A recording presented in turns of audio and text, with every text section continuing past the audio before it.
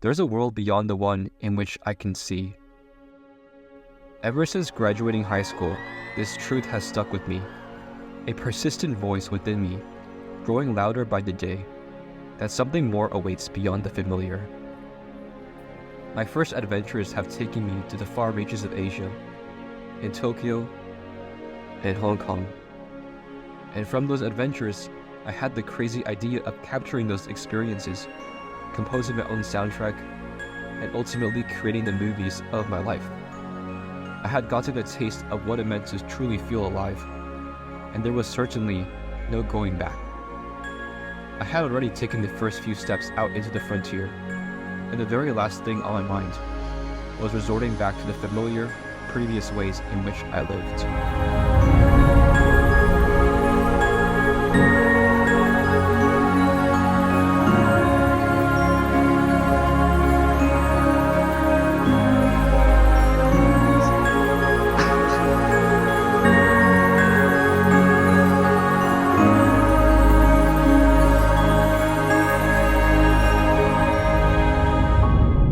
As my first taste of adventure came to a close, and the impending inevitability of college came into the horizon, I felt stuck. I couldn't fully rationalize the reason why I would be staying in a physically confined area, being told to put my head down on schoolwork, when I could be out there in the world, living in wonder, awe, and appreciation of the novelty that surrounded me. Instead, however, that artistic spirit that once soared high in the sky seemed to fly too close to the sun, and like the story of Icarus, it came plunging straight to the ground. And there came the darkest chapter of my life. And sometimes, in the darkest of moments, light finds us in unexpected places. In December 2023, as my world grew the darkest it had ever been, the Pacific Northwest called, and what I discovered there would change everything. This is a story of Cascadia. This is my story about finding light in the darkest of hours, and from the darkest of hours come the brightest of dawns.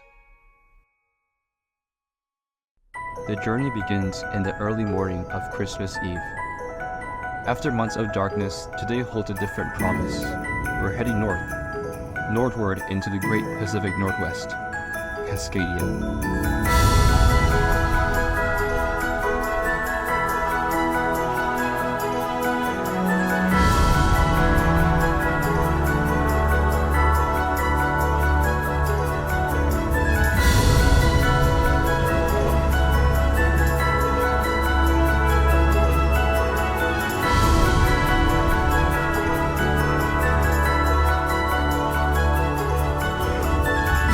Skyward again, this time from San Francisco en route to Seattle Tacoma International. Vast possibilities awaits. It was now time to embark on a new adventure.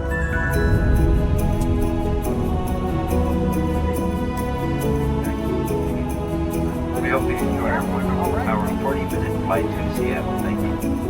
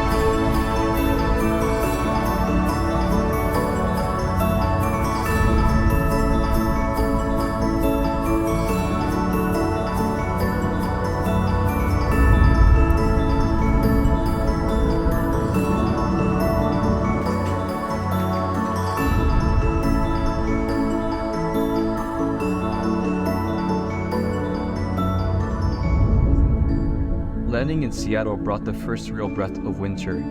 A chilly 40 degrees Fahrenheit, whimsical cloudy skies, with a touch of drizzle, featuring the backdrop of the distant snow-capped Cascadia range.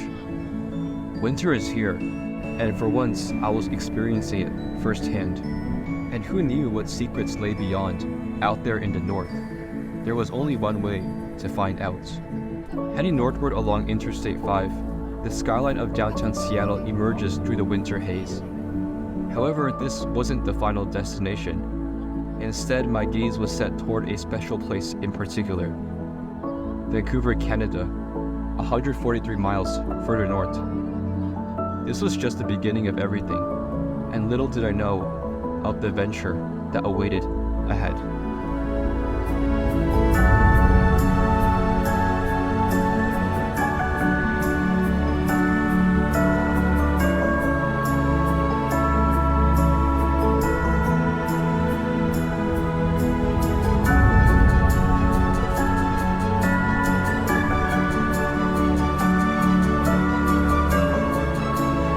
Space needle on the left.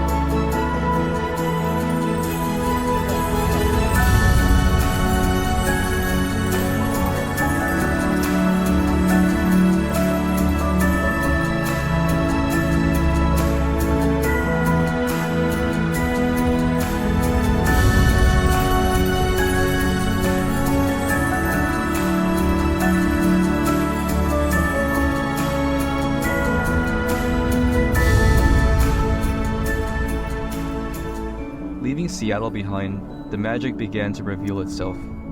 The snow-capped mountains hiding beneath the clouds, the jagged peaks shining in winter light, an evergreen forest stretching beyond the horizon. This was the Christmas experience I'd been looking for all this time, and for the very first time, I was living it firsthand.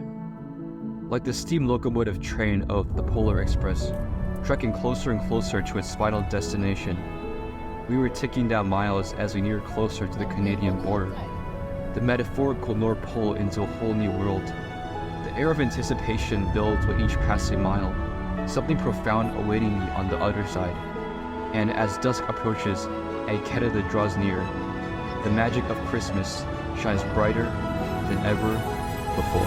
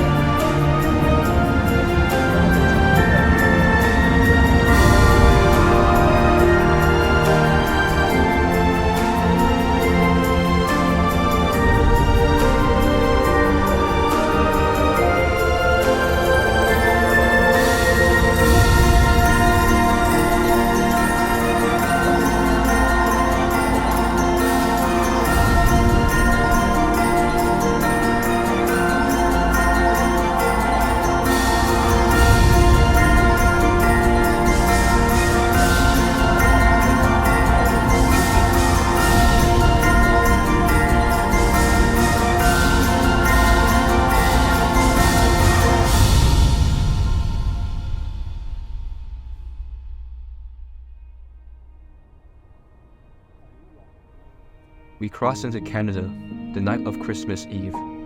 Everything was at standstill, just us and the highway ahead, a single ribbon of lights stretching into the darkness of the horizon. Even the rain seemed to fall more softly, as if nature itself was holding its breath on this sacred evening.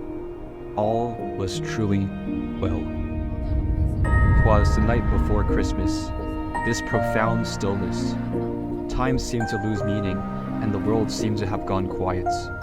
Perhaps this is what Christmas Eve was always meant to feel like, this spell-like quiet anticipation. As we neared closer and closer to Vancouver, all I could do was hold my breath to one of the most beautiful sights of my entire life. next one.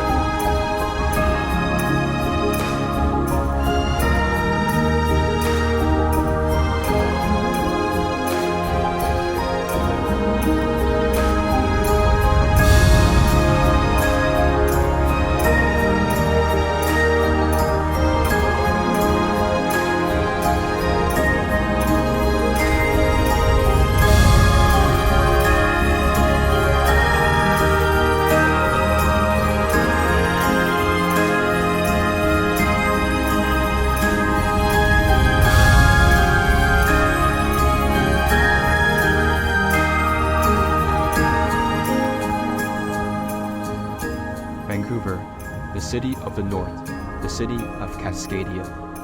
I had finally made it, and Vancouver welcomed me more beautifully than I could have ever imagined. Tomorrow will bring Christmas Day, but for now, in the tranquility of the nights, Vancouver holds its secrets close.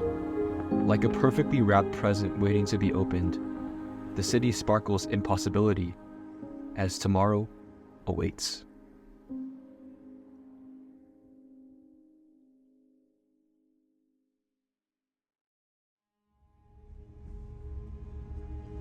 Tis the morning of Christmas Day. Waking up to the gentle, quiet patter of the rain, Vancouver stirs slowly on this sacred morning. Today holds a day of Christmas adventure. Take a slight right turn onto Stanley Park Causeway, then keep right towards Stanley Park. We make our way to Stanley Park, the northwestern half of the city's downtown peninsula, where the city meets the evergreen alpine of the Cascadian wilderness.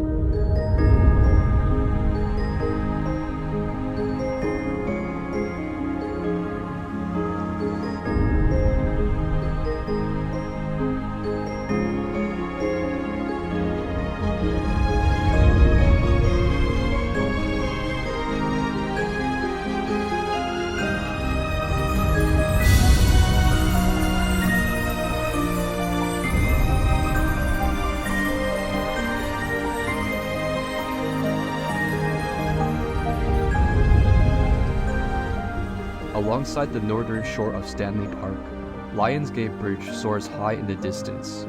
As the car winds through the park, I press my forehead against the cool window, watching the water droplets race down the glass. I ponder about the very place in which I'm here right now.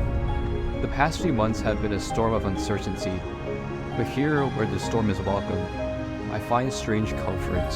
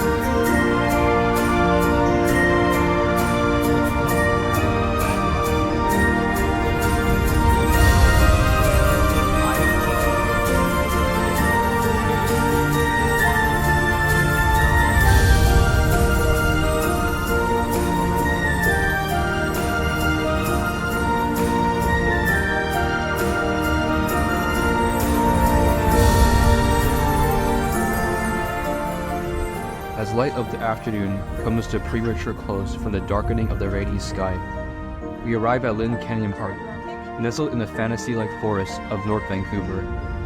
With only the sound of falling rain and the muffled footsteps of other visitors, I am left in a deep meditative silence. This silence seems too good to be true. From the never-ending turmoil of the past comes a disbelieving tranquility of the present. In this moment, the darkness seemed to release its tight grip, and I was left suspended in the state between the light and the dark. On our way to our last destination, we drive past the winding residential streets in the mountains. There was something special about that moment, this inexplainable feeling of coziness one only feels during the heart of winter. We arrive at Capilano Lake, and as the rain continues and the last rays of light fall on Christmas Day, it seems as if the darkness within me seemed to wash away as well. And as the day came to a close, so did my past life. The pristine clear weather of the next day was a metaphor for my life. The darkness really did seem to wash away, and I'm left feeling hopeful that this adventure could bring new beginnings. And as if the signs couldn't be more obvious, the ticking of Gastown's steam clock seems to mark a passage of time forward. And from this new dawn comes the most beautiful view of Vancouver, Canada.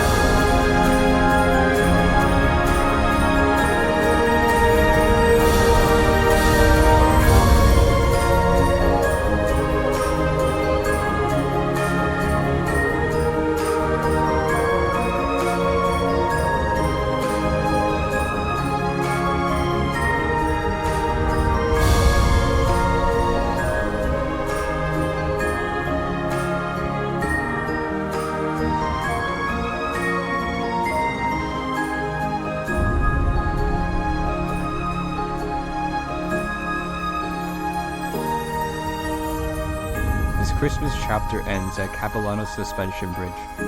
Tomorrow, a new chapter awaits as I venture into somewhere new, off to the far reaches of Cascadia.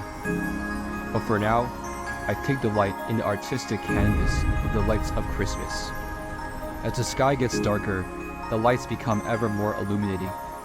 Maybe, just maybe, in the dark, can we find the light that illuminates us to brighter beginnings. I didn't know it at the time, but what tomorrow would bring would be one of the greatest experiences of my entire life.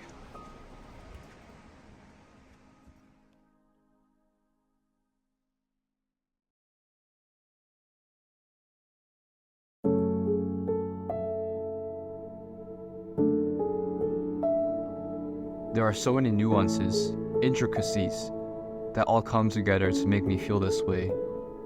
But if I were to sum it up to the best of my ability, I feel like I'm slowly falling deep into a black hole where my life will get sucked away.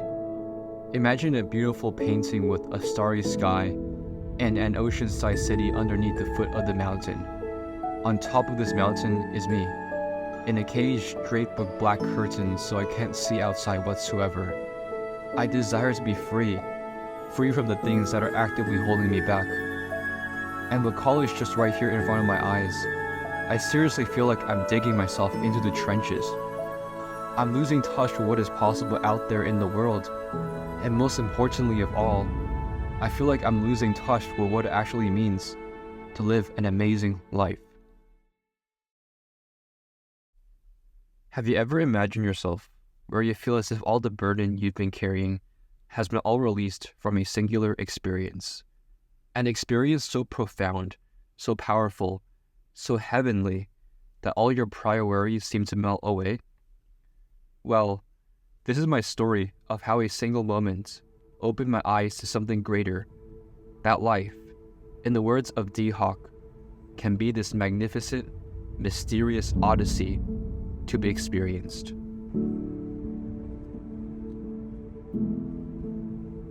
With Vancouver and Christmas behind me, and an uncharted frontier ahead of me, this story begins at Tsawwassen Ferry Terminal, home to BC Ferries. I was told we were heading to a portside town by the name of Victoria, though it remained a complete mystery to me. As we approached the coastline of the Canadian mainland, I felt like my entire body was being lifted up from the dark. I couldn't fully make out why I was feeling that way, but what came along this journey proved to me that there was something more to life, a life of sheer wonder.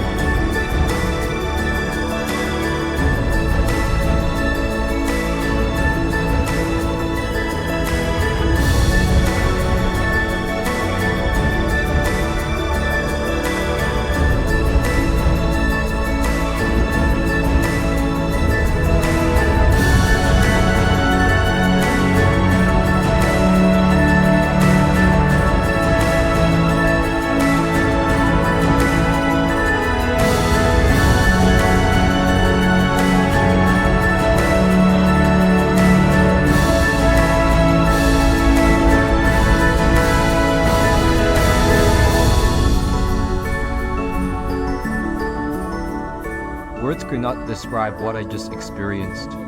Looking back on this journey, the closest thing I could describe it to was a journey resembling one's entrance to heaven, the washing away of the dark and the crowding of the lights. In the deepest part of my soul, filled with anguish, despair, and brokenness, was replaced with a profound sense of wonder, warmth, and pure liberation.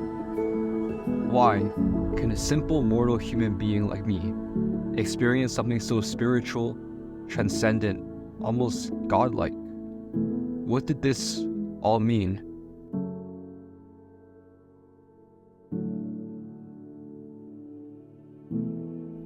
Arriving at Vancouver Island felt like I was arriving at a safe haven, closed off from the noise and turmoil from the rest of the world. For once, there was no destination to head to. I was at the destination, and thus I was finally free to embrace the still beauty of living, right here, right now. You see those mountains over there? That's Olympic National Park in Washington. As we drive into the heart of downtown Victoria, the bohemian charm of the city slowly began to reveal itself. This former British colonial city, named after none other than Queen Victoria herself, boasts a beautiful blend of British history and architecture, a rare spectacle in the west coast of North America.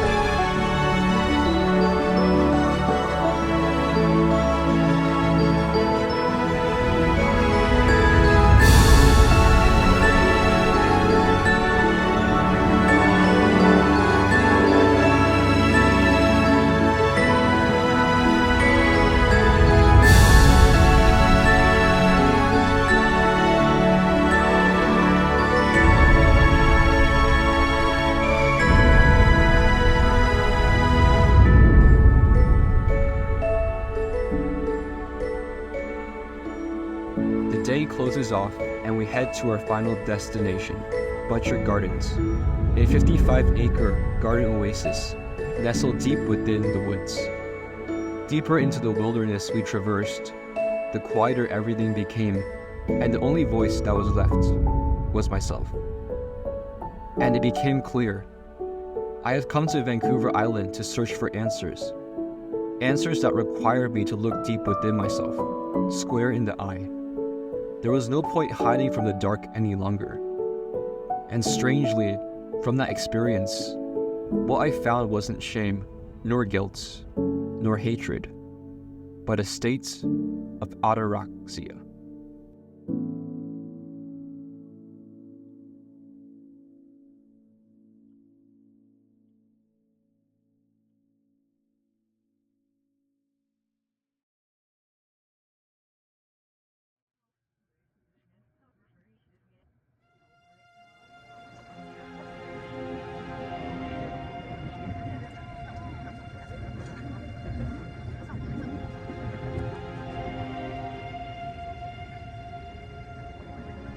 It makes me sad to see myself end up in this situation. I feel the pain I am feeling right now so tremendously. I feel it, this existential suffering. It's not brand new to me. It's a familiar thing I have faced many times. Can I just say, screw all of this? Why can't I actually start a new life? Because this, to me, is not a new life. This is just mindless slogging through endless crap I spent years trying to get out of.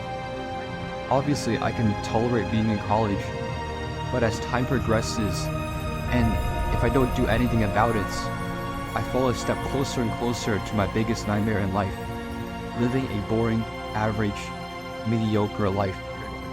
What do I do?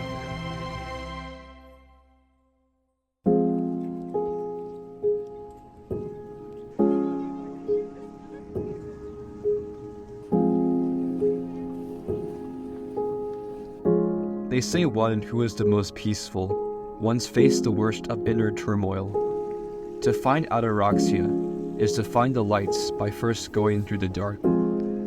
I remember the nights, lying awake, staring up at the ceiling, wondering if it was ever all going to pass. Every morning felt like waking up in front of an insurmountable mountain that had to be climbed each day. Most importantly though, my artistic spirit seemed to flicker out. I wasn't where I wanted to be, free to venture around the world, to be with the people I loved, and to work on the things that truly mattered to me. School and society all seemed to work against me.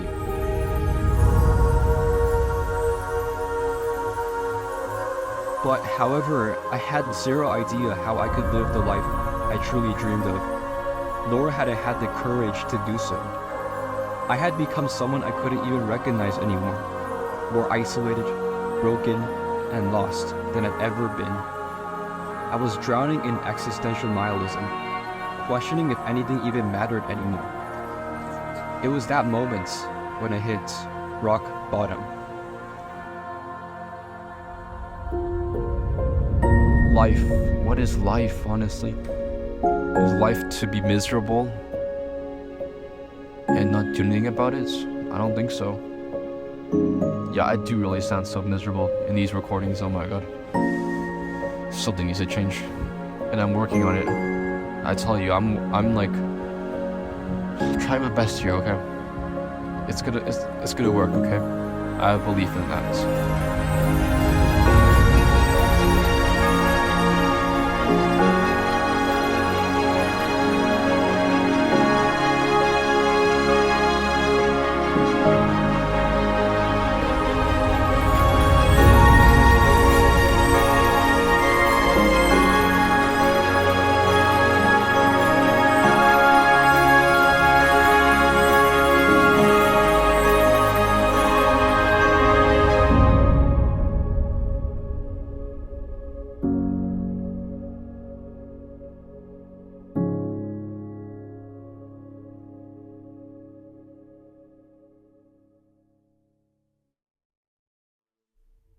From every rock bottom moment lies a new opportunity, a new hope. There's a blessing when you're at your lowest moments. There's only one way to go, and that's up. My time in Vancouver Island was coming to a close. It was now time to head back to the outside world, where my faith will be tested once again. But unlike last time, I had something I didn't have previously. I had hope, the will to make things right. Life could knock me down 1 or 10 dozen times. How many times didn't matter. No matter what, I would come back stronger than ever before, bearing the light I have within me. Vancouver Island showed me the way, something I will forever be grateful for.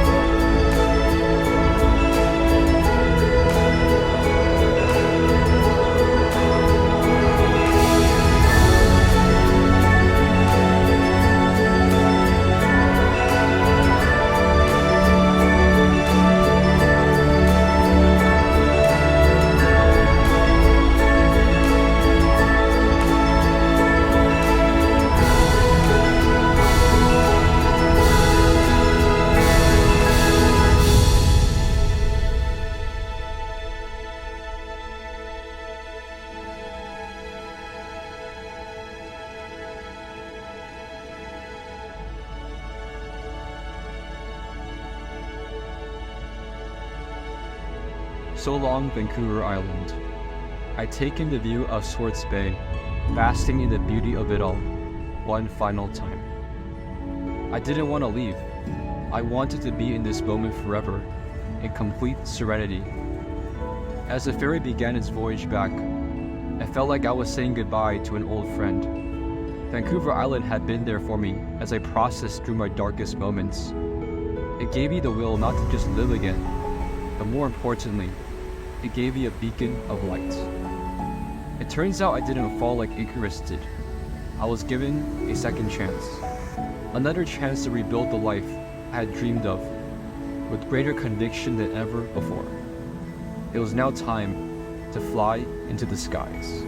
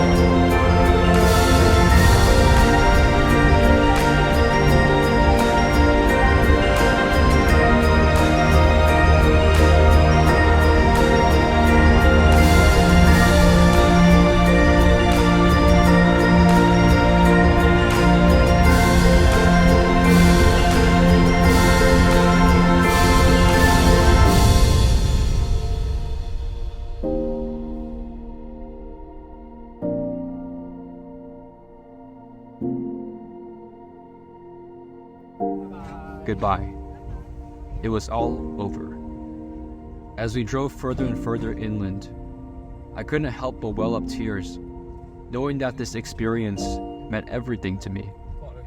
And just like that, the portal to heaven began closing before my very eyes. But this time, I wasn't leaving empty-handed. I carried within me the lights, one that shined brighter than any darkness that lay ahead. It showed me that even in life's coldest winters, warmth could still be found. As the last glimpse of the faraway Vancouver Island disappeared into the horizon, I knew that while this chapter was ending, my story was far from over. This wasn't just an ending, it was the start of something new. And sometimes the greatest of stories begin when a previous chapter comes to a close.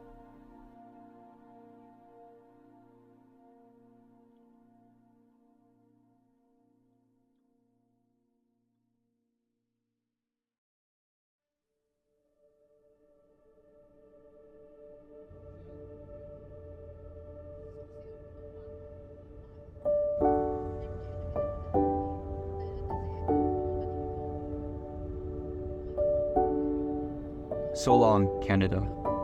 As we begin our journey back to the US, I couldn't help but think of all the experiences that made this trip such a special one. The alpine magic of Vancouver, the forestal serenity of Victoria, the frigid rainy weather of the north. In my darkest of hours, when everything felt lost, Cascadia showed me the way out. A reminder that even in the darkest of moments, light ultimately finds a way of breaking through. Life, in all of its complexity, has a way of leading us exactly where we need to be. So long, Canada. This is a journey's end, but it's also a new beginning, a new life. Until we meet again, my friend. Until we meet again.